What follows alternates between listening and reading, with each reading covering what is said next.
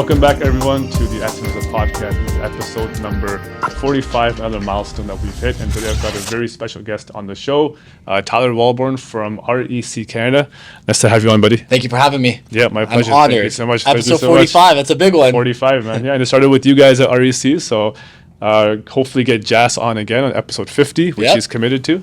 But looking forward to that. But today we'll talk about you and REC Canada. So how did you get started in the real estate industry, and what's your story and background? Yeah, so I work with REC Canada, and I am one of the portfolio managers. In fact, I actually run our portfolio management division within REC Canada. And essentially what that title and what the role is for me to actually sit down with all of our prospective clients, all of our insiders, as we call them, Ahsan, and build one-on-one strategic action plans for investing. And when I say that sometimes, a lot of people take a step back because they don't feel like they're investors. Yeah. But, if you have the goal of at least buying one property, including your primary residence, I can help you. I can at least show you what the potential options are through what we call a real estate action plan, and show you, based off of what your goals are, how we might be able to help. And that's what I do every single day. Nice, amazing. So I'll get the age-old question out of the way and ask you, just to kind of break the ice, how's the market? What's going on? Well, I've been in the industry now for a decade, Ahsan. Yeah. And how long have you been licensed for? About a decade. So what I'm about to say, you're probably feeling as well. Yeah. I think as a realtor or a sales professional, these last year and a half to 2 years have been probably the most engagement I've received from my insider group, just asking questions like that, right? Which is, how is the market? Overall, as of today, August 1st, we have seen 2 rate reductions, and I haven't seen the effects of it yet. But overall, we are starting to see more of a stagnant market. Listings, the average days on market starting to, in the GTA anyways, starting to be stretched a little bit more. Volume is down. Months of inventory is increased. But prices itself haven't really been adjusted. Yeah. And that's probably the indicator that I'm looking at the most, which is now that we are starting to see an increase of supply and less frequency of sales, so i.e. months of inventory increasing, what will that do to price? And personally, what I look at, I try to zoom in on the micro market, and I want to understand micro market to micro market, how is that performing? Yeah. Because Markham or Unionville, for example, could be so different to that of Wexford in Scarborough, right? It depends on the market itself and what types of assets are within that market. But I'm looking at that. But that's a long-winded answer. In regards to how the market is performing, it's going surprisingly well considering the circumstances. Right? We got hit with 8-9 rate increases in a row, back to back to back to back. We had 4 rate halts. Was it 4? I think it was 4 rate halts. Yeah. And then now 2 decreases. 2 decreases, yeah. And even then, we've had a number of units being registered through new build construction and home condos actually being completed. We haven't really seen a big reduction on price. Yeah. There has been in some markets, but overall in the grand scheme, I think the GTA real estate market is faring very well, considering how hard of a hand we're dealt right now. We got hit pretty hard in terms of the rate increases and COVID and everything that happened the last 4 years. The last down market I saw was 2017. Yeah, that was small though. It was small. A few months. Yeah, exactly. That we recovered from that quickly, and this was a hard hit. But you're right. We haven't seen the crash that people were sort of anticipating. Yeah. But do you think that's just because of seller resiliency, not trying to, sell below, or will it come to a point where they're just going to have no choice and be like, look, we got to cut our losses, and say we have to sell? I think the resilience, it's because of the resilience of people who own real estate and are holding assets. But I think the reason why there is resilience is that we have seen, if you bought anything pre-2021, we've had such a big swing in value appreciation where, at this point, holders of real estate are okay with a little bit of a swing downwards in price or an increase in carrying costs, because they've done so well from when they originally purchased it and the capital that they put in. I am interested though, compounding from what I just said with months of inventory, because, if we had this discussion maybe in about 4, 5, 6 months, maybe our conversation might be different. Right. No one has that crystal ball. But another, factor I'm looking at is mortgage renewals. Yeah. Because right now we're having purchasers or holders of real estate that are locked in at, sub 2%, sub Right. 2.2% interest rates. They're now coming up for renewal within Yeah. the next, 180, Right. 240 days. Yeah. And I'm just trying to find, you can't look at, I believe, you can't look at just one sole indicator or one sole stat. You got to look at, what affects this stat and then go outwards. And sometimes it's noise, but sometimes there is some correlation between, this and that. So I'm just trying to find what the correlation is and how they all compound to Right. affect the market. Yeah. But all in all, I think the market as of right now is faring well. A lot better than I expected, to tell you the truth. But I'm very interested to take a look at what's going to happen. Yeah, I think the next 4 to 6 months will be interesting. But we're also anticipating another rate cut Yeah. in September. And I was reading somewhere that they might even do one more in October. Yeah. So by the time the year is over, that's going to be 4 rate Yeah. cuts. So we'll see how that sort of influences buyer confidence or what happens in the market. But, I was also looking at, I do a survey with my clients as well, kind of see where their headspace is at when it comes to, renewals. Are they cash flowing? Are they not cash flowing?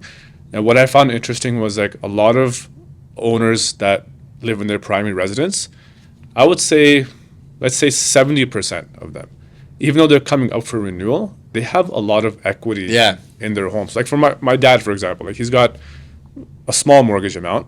So he's got a rate of 2% now. And if he renews at 4%, yeah, it's a bit higher, but he's like, okay, my mortgage is only $150,000 or $100,000. Yeah, so the increase is not really going to hurt the wallet. Exactly. So I kind of feel like there will be pain, but I think those people that bought maybe in that high market during COVID, that batch of buyers, those 2-3 years where we Yeah. had that super high market, I think they'll be affected. Yeah. But a significant amount of people in Canada have equity in Correct. their homes, right? Yeah, and the prices have changed so much from when they originally purchased. Yeah. There's no lateral move that makes sense. Yeah. Unless they're willing to take on more debt. Right. And you're right. I think with with the potential exposure or those types of purchasers, potentially young Canadians that were forced into secondary, tertiary markets for their primary residence because they couldn't afford, as well. They're basing their expenses or their carrying costs for the property and their living expenses based off of a low rate. That's when they made the decision. I think there's some exposure potentially there. Yeah. Actually, first, I'm going to ask you a question. Yeah. Do you think that the decade that we're going to see, so the next 10 years, is like the decade we just saw? That's an interesting question. So I've sort of gone back and forth with this because I was thinking about it 6 months ago when I had somebody else in the market and we asked a similar question. And at the time, I was more leaning towards 2025 is going to be another year where real estate's going to go up. And Like go double crazy. digit Yeah. We're going to appreciation. have that crazy appreciation. Now I look back and I look at the position a lot of people are, especially investors, where they're negative cash flow. Not all of them, but a lot of them are. I feel like the next decade, there will still be appreciation, but it's going to be more steady. Yeah. It's not going to be double what we saw, but you're going to have that 2.5 to 5% appreciation that's happening. I predict, Yeah. and I appreciate the insight. I think we're right in line. I think we're going to see probably 3 to 5% per year in prime markets. Exactly. Which is great based off of what the value of the assets are. Yeah. And great's a relative term, which is still wealth, right? That you're generating, Right. not including you paying down your mortgage. The reason why I asked that question is, Ahsan, I believe in how I'm trying to, and what I'm trying to say to potential investors, people that are looking to build wealth and explore this avenue, is that I don't think we're going to see the decade that we just saw, which is, these 12, 13, 2016, 2017. Yeah. Didn't we see a 16, 17% growth crazy in numbers. value? Yeah. it's not sustainable, but I don't think we're going to see that. I think we might have small windows because of the lack of supply. Right. But overall, in the 10 years, I think we're going to see that 3 to 5%, which means that it's very critical we create direction and we have a plan in place. Yeah. The last decade, we honestly could have done this. Yeah.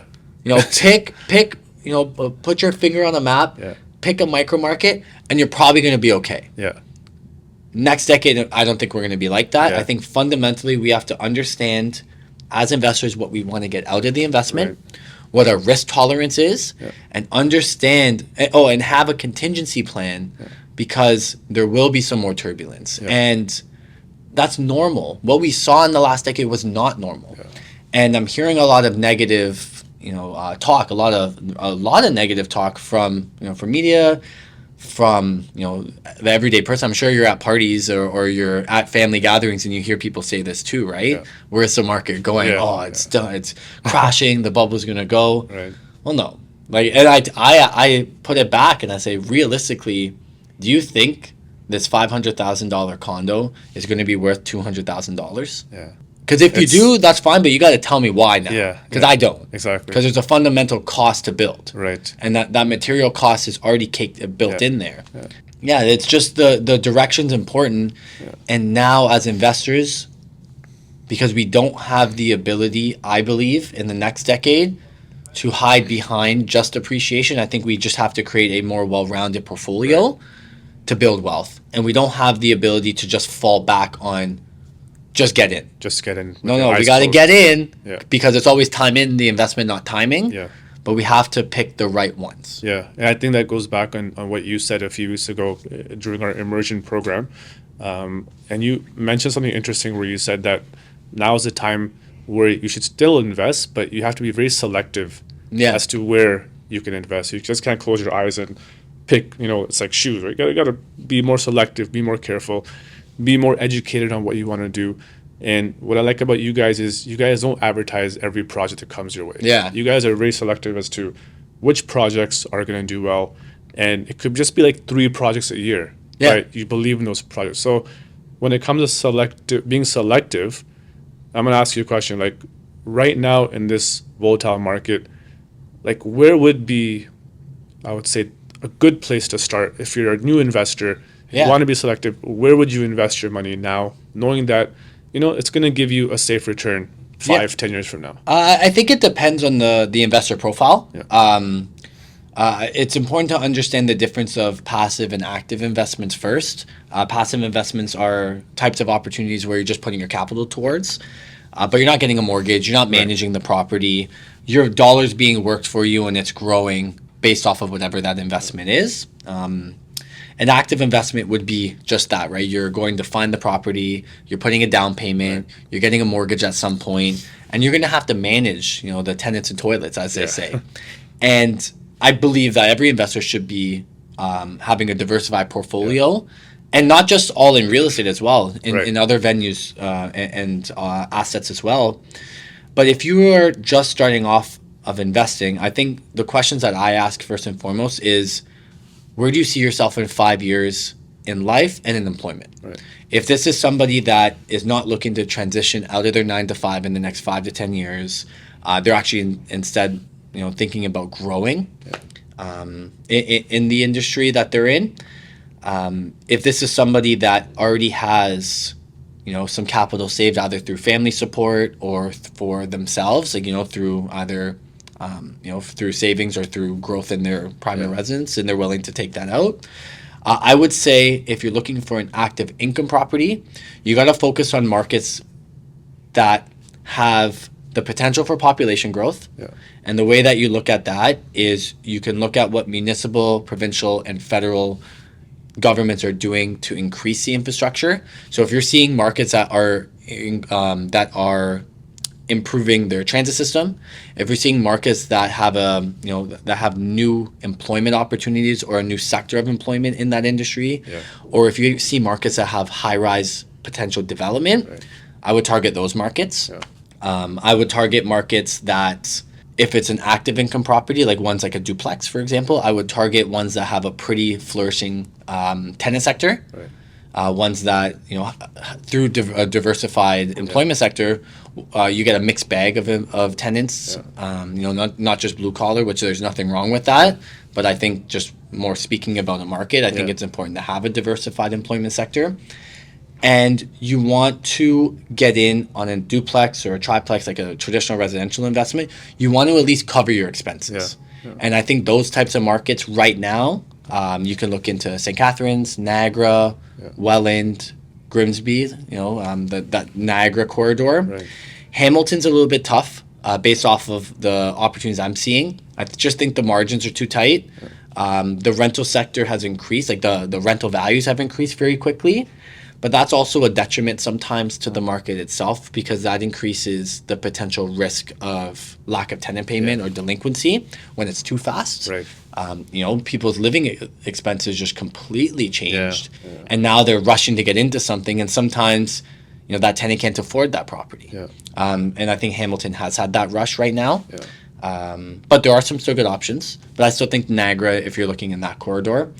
If you're going to the east, I would probably look into markets.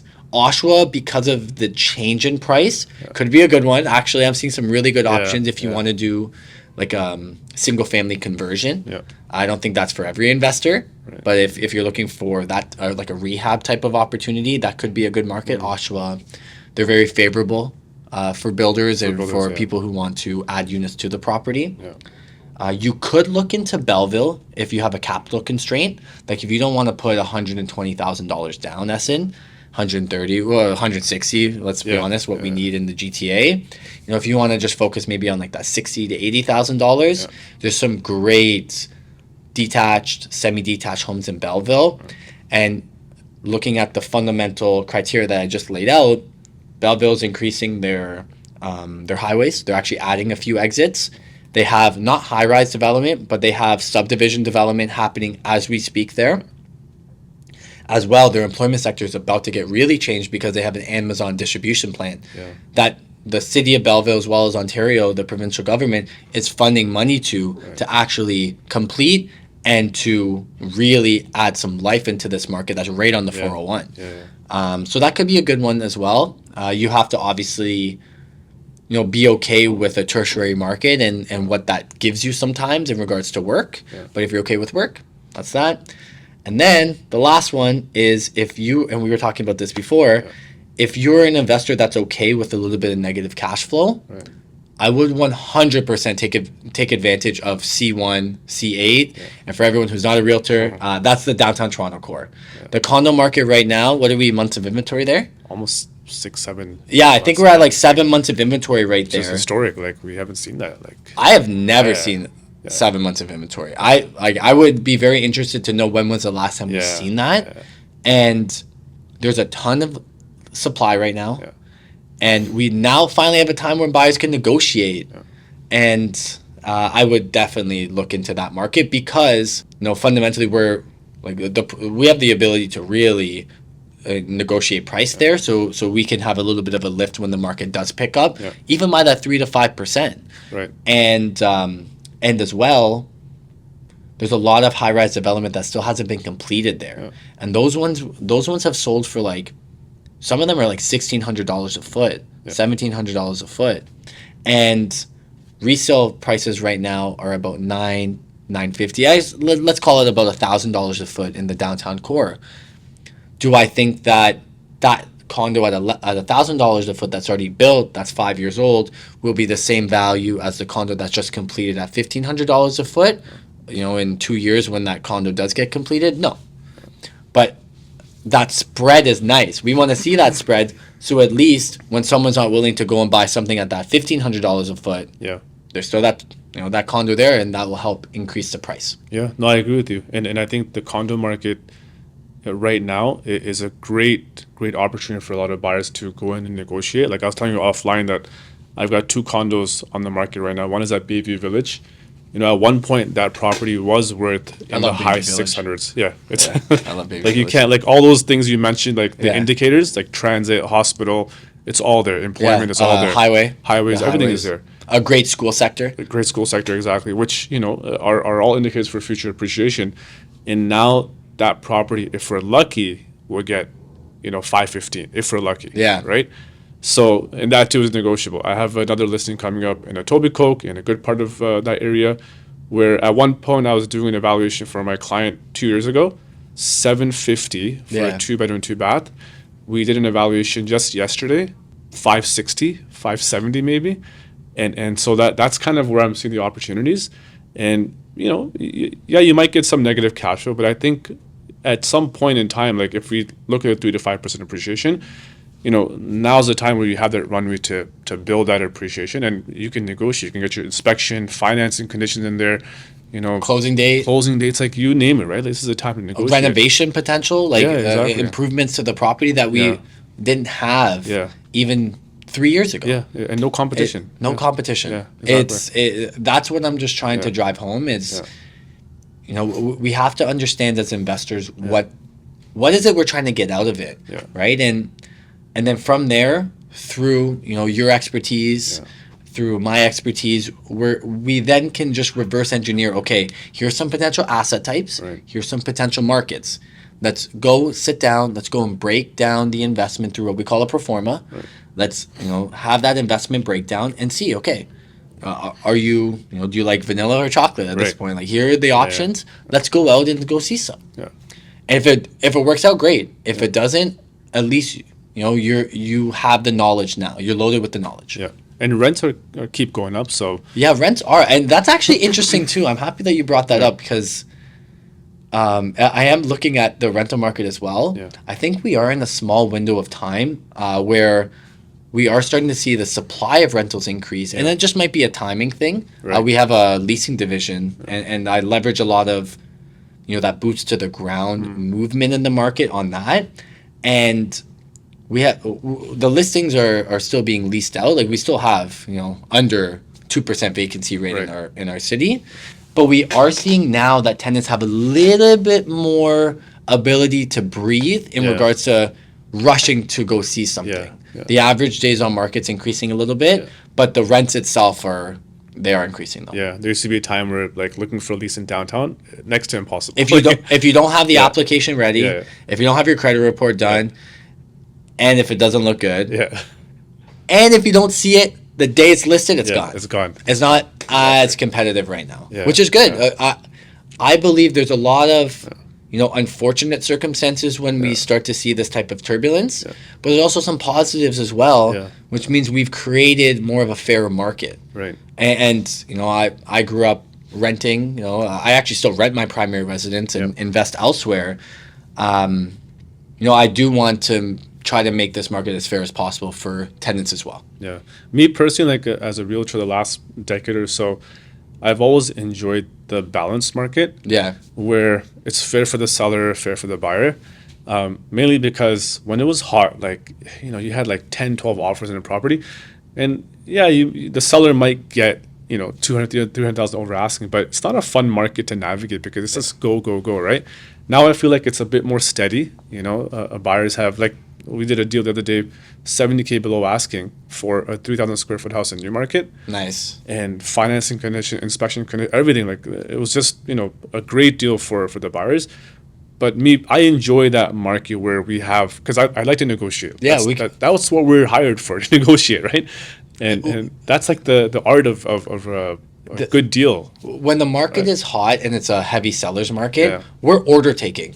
Yeah. That's what I want to. Like you said, I want to create deals. Yeah. And I love that. Yeah. I just did it for my dad in Elliott Lake. Nice. Do you know where that is? Yeah, I've been there. Yeah. Have you been there? I've been there. Yeah. Oh my God, you and maybe 1,000 other people. It's 2 years ago we went there. Yeah. So I negotiated a deal for him on a purchase in Elliott Lake, and it was just fun putting the deal together, like being able to negotiate. And they're different too. There, like, the sellers are different. Yeah. I put like very standard clauses in the Schedule A, like standard. Yeah. And the realtor there, who's the queen of condos, shout out Cora, I love her actually, she's amazing. She like, just because of the terminology and the way that they put deals together there, it's just it's different. Like, they've like, she didn't like the seller didn't like the term property in there. Like, how they talk about, like, that there's never been marijuana grown on in the property to the best of the seller's knowledge. he's like, well, how am I supposed to know about the whole building? Yeah. I was like, no, like property and unit are interchangeable Yeah. terms. And I had to go and change the terms Really? there. Okay. But that's fun. Like that type of stuff Yeah, is yeah, fun. yeah. Like I like Yeah. doing that. Like That's the back and forth, right? the back and forth is fun. Yeah, yeah. No, I agree. Elliott Lake. I- Why were yeah. you there? Did you camp? So we were looking for a place to just go hang. It was during COVID actually, Yeah. 2021, 2022. So me, my wife, I had my one daughter at the time, and then a sister and brother-in-law. And where should we go, right? So we're like, there's a place called Elliott Lake. It was like 6 hours away, I think. Yeah, it's about that. And we got an Airbnb there, very close to the actual lake, like water. walking distance. Yeah. And So we you're went like there. close to the downtown area. Yeah, it was beautiful, man. It was such an amazing. We had barbecue there and burgers, ribs, whatever in the backyard, and we didn't go out. We just stayed in the area and to the lake as well. Then we went to Sault Ste. Marie. Oh, nice. From there, yeah, it's closer like from there. 2 hours, right? Yeah, it's not too far. So it was like July, August time. But yeah, that's so. The drive up, like, Yeah. so I went to a wedding in Sudbury earlier this Yeah, year, yeah. and the drive up from Toronto to Sudbury, Yeah. it's pretty beautiful. It is beautiful, It's a yeah. beautiful Yeah, yeah. drive, just like through the Canadian Shield. especially in the fall time. yeah, In the fall time, yeah, nice. it's nice. Yeah. And I heard the winters are harsh though. Winters are harsh. Yeah. That's So- why I told him he's got to buy a snowmobile. He has to do something Yeah, to yeah. withstand the winters. Like, it's last two questions for you I had in terms of being a landlord. So Jazz says all the times, like, being a landlord is not an easy thing, right? Because you have to manage, you have to do the hard work, but then there's a payoff in that, right? Correct. So I think a lot of people that I speak to have this sort of wrong expectation that once you buy a property, it's just smooth sailing from there. Yeah. But it's not. Like, you have to take the good and the bad together. Correct. Right? So what do you advise to your newer investor, even your older investors? How do you set that expectation? That, look, being a landlord is work involved, but the payoff is also good. So Yeah. how do you set that expectation with them so that they know that what they're getting into? When I'm speaking with an investor, it's important to understand how active they want to be in that investment, because that will really zoom in on a asset type. If somebody wants to be, and they're comfortable with being a very hands-on landlord, Right. they're okay with driving to the property, checking in on it every few months, sometimes mowing the lawn or dealing with some of these damages. That traditional residential investment, multifamily, would be a great option for them.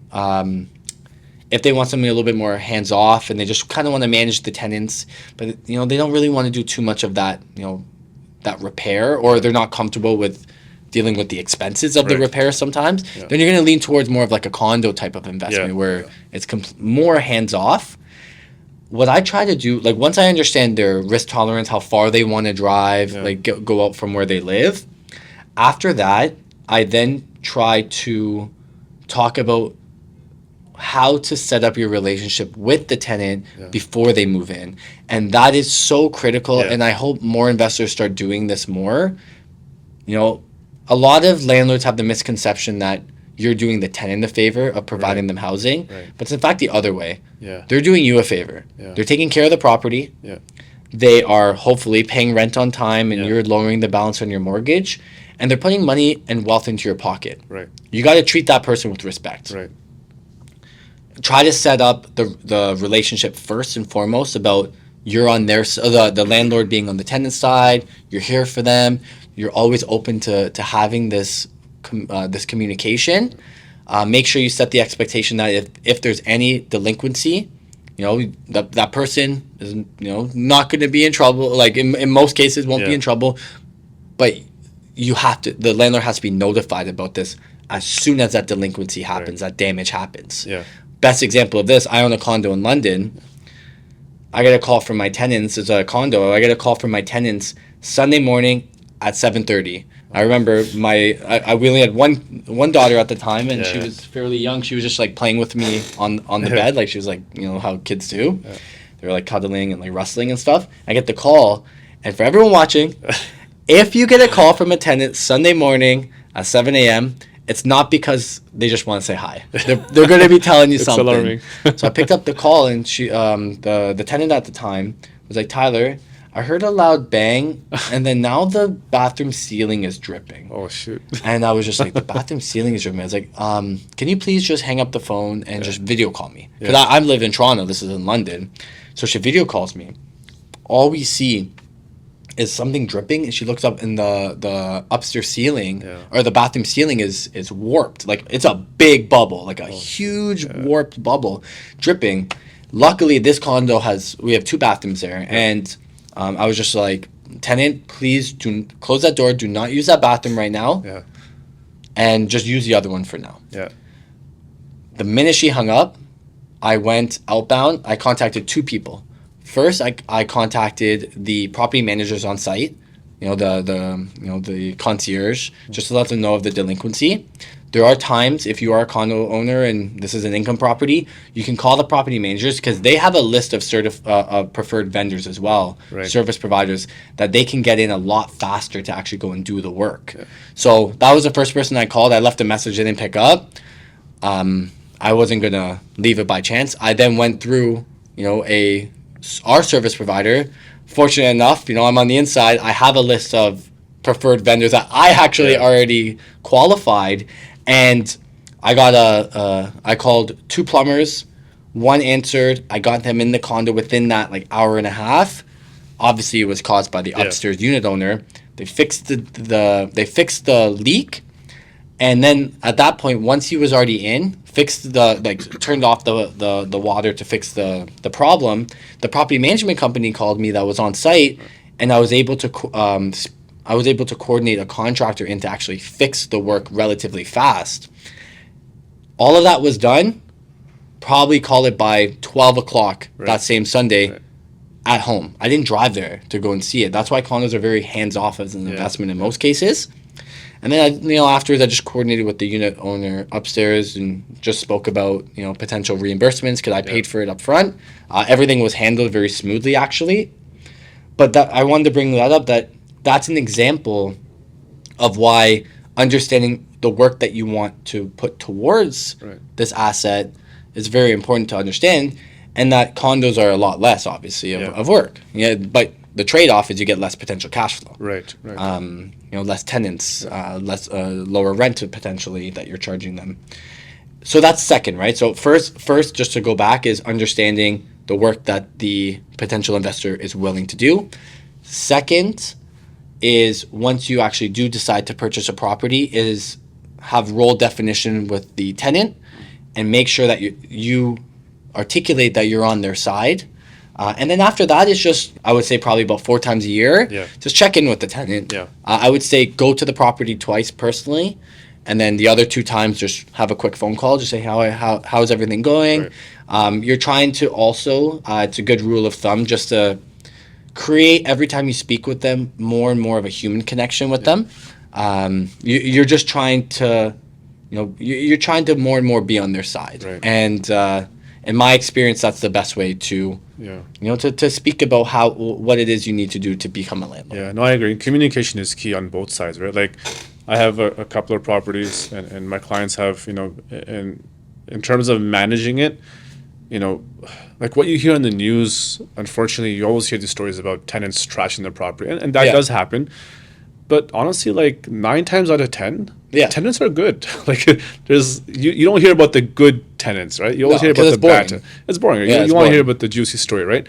So I tell my clients, look, if you want to be an active landlord, these are the expectations. And one thing I tell them is, I have a directory already of plumbers, trades, people that, here it is. If you ever have an emergency, you can call these contacts right away. Just like you contacted your guy. Yeah.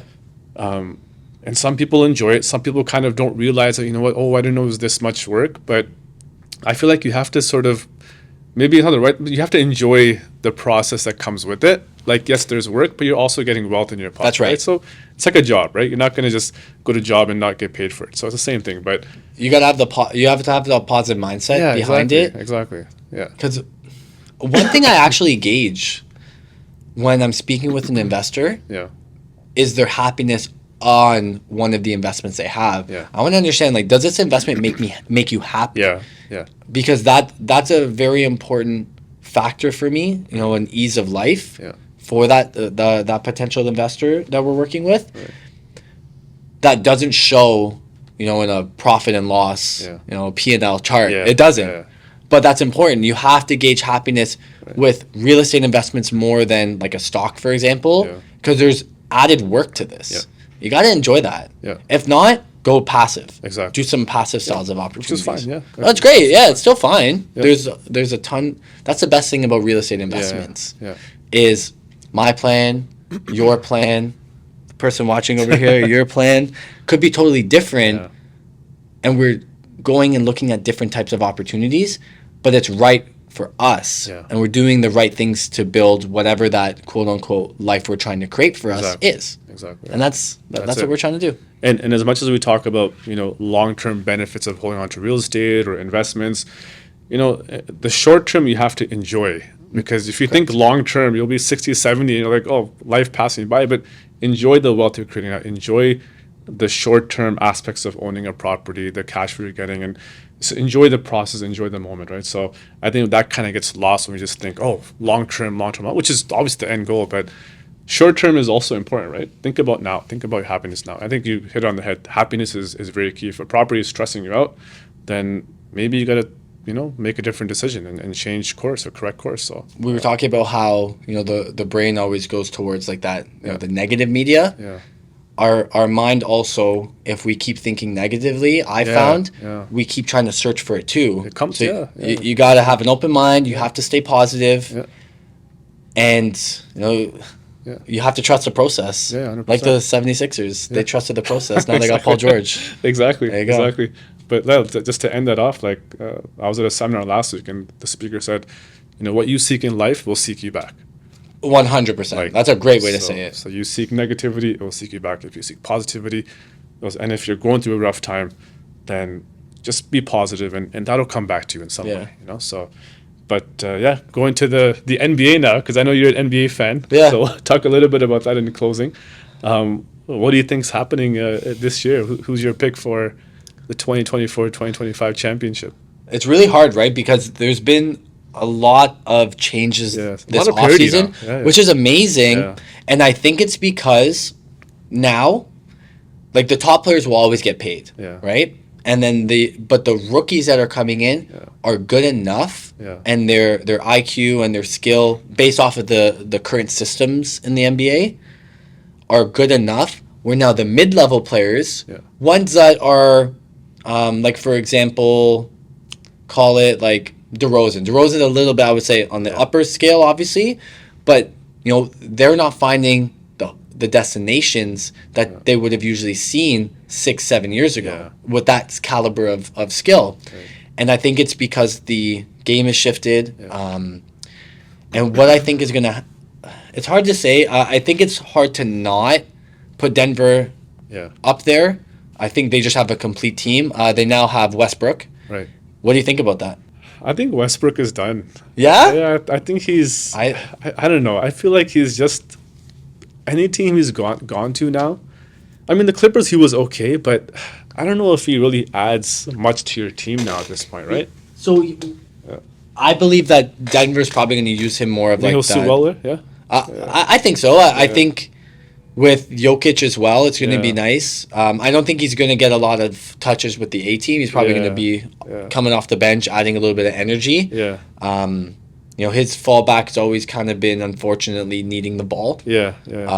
But with that team, he has the ability to get the ball more than he's seen in other teams. Because they're stars, quote unquote stars. Right. You got 3 really, if you think about it, 4 if you include Aaron Gordon. We got Jokic, who runs point, but he's also fine off ball. Yeah. Jamal Murray is great off ball. In fact, he's a slasher off ball. Yeah, he's probably better off ball, And then you have Michael Porter Jr., who doesn't pass. So he's not even a factor for Russell Westbrook anyways. Michael Porter Jr. is going to just dribble and shoot. Yeah. And Westbrook's going to come in. I think he's going to do his thing. He's going to average like 12 points, 3 rebounds. 6 assists or 5 assists, which is great. He's actually a really good passer. He is a good passer. He's underrated for passing. The Spurs are going to be the team I'm most interested in watching this year with Victor Wembanyama, Sochan, Vassell, and then Chris Paul. That's gonna be fun. That's gonna be incredible. Chris Paul. Have you seen Victor Wembanyama on France? Have you been watching the games? That guy's killing people. He's killing people. So that's gonna be interesting. To tell you the truth, you're a Lakers fan? Who do you like? Not a big Laker fan. Okay, good. Because I'm a Spurs fan not- actually. nice. Yeah, Not Spurs that fan. And a Raptor fan, of course. not that I don't have any like affinity Yeah. or lack of affinity for the Lakers. Yeah. I just don't really care about watching them right Yeah. now. I like Rui Hachimura. Yeah. It's very interesting to see what LeBron's doing at his age. Right. Like it's 41, unbelievable. right? It's Yeah, crazy.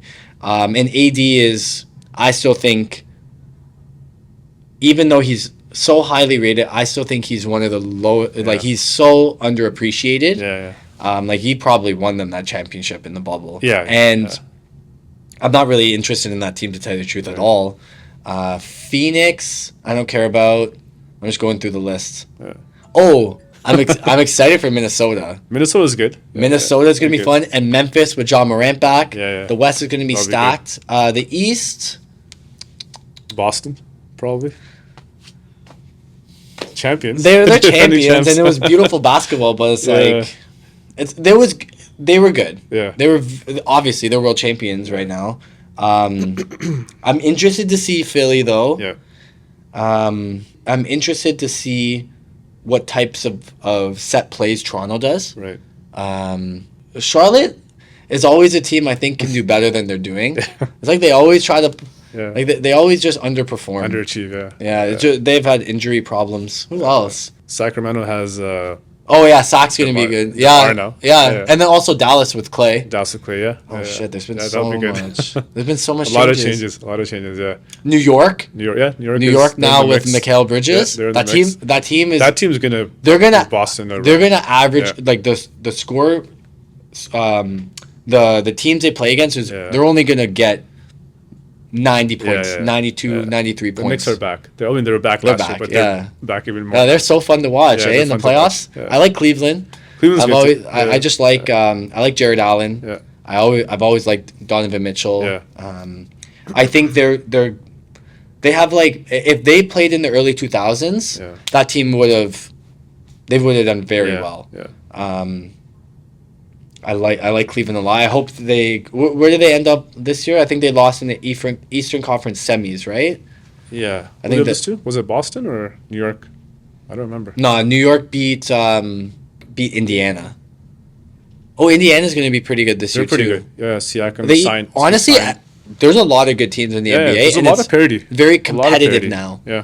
And then obviously Golden State too. It's cool to see them. Yeah.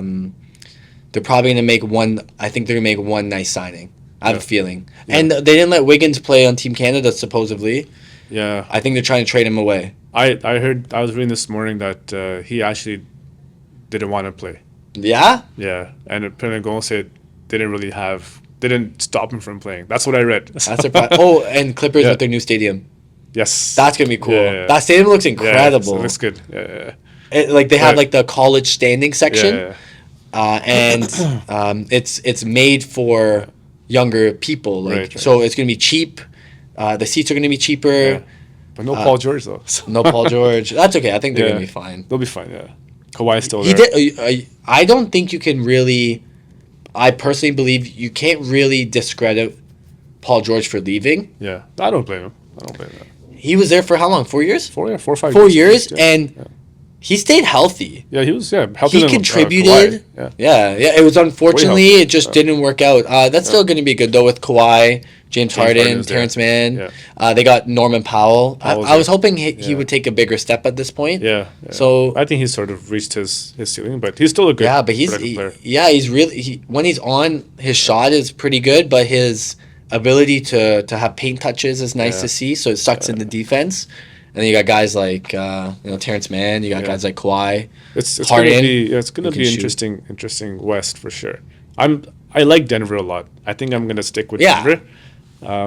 Dallas, they were good up until the finals. They let me down. Yeah, To tell you the you truth. saw their flaws right in the finals. I would have rather seen Yeah. Minnesota Yeah, there that would be more exciting. than Dallas. Dallas. Because of the way that they played. Yeah. Because they played incredible against Minnesota. Yeah, They really Yeah. did.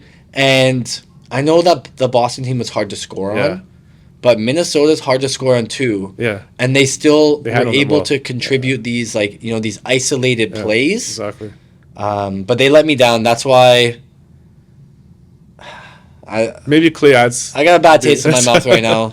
Maybe Clay helps. But Yeah, we'll see. maybe it's my dislike for Boston. Yeah. I Boston, don't like Boston. yeah. That's because we are Toronto fans. I don't know what it is. We got the Red Sox in the Blue Jays division. Exactly. You know, we got the Bruins. Yeah. Bruins have knocked the Leafs out. Yeah. How many times? Enough times. Enough times. Yeah. Then you had the New England Patriots. Patriots. Who's won everything. They won for what, a decade and a half. They It's were not winning. fair, man. Then they have this team. Yeah.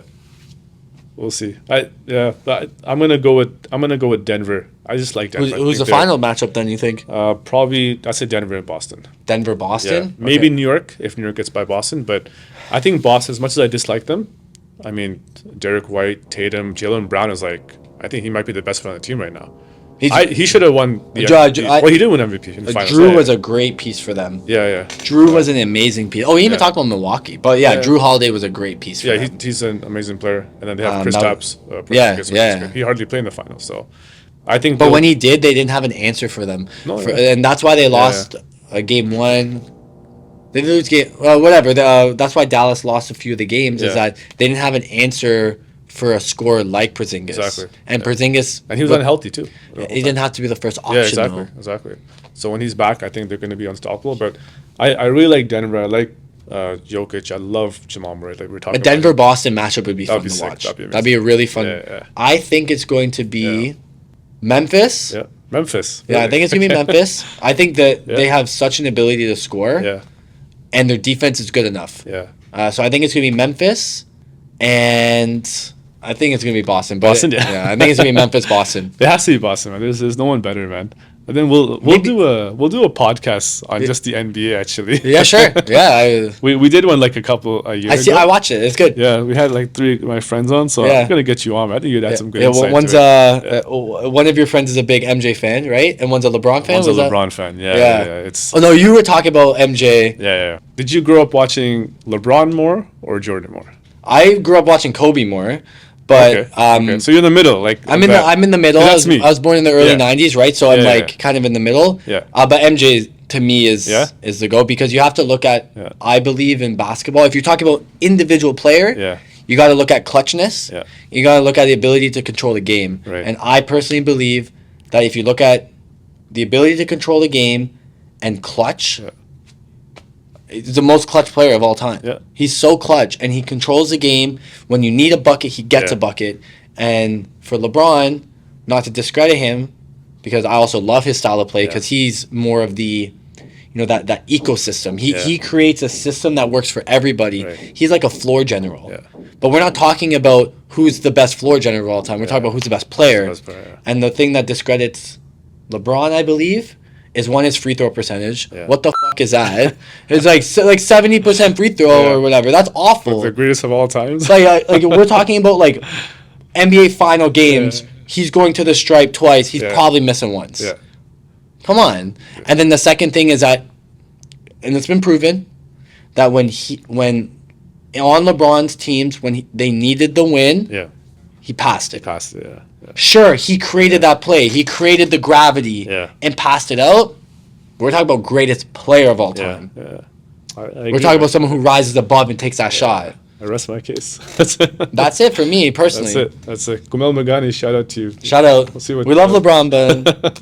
Second best, but Jordan's got the top notch for now. But Tyler, thanks so much, man. I really no worries, I appreciate it. That was great. We'll do it again sometime. Yeah, 100%. And thank you for listening. If you have any other questions about the investment market, reach out to me or Tyler.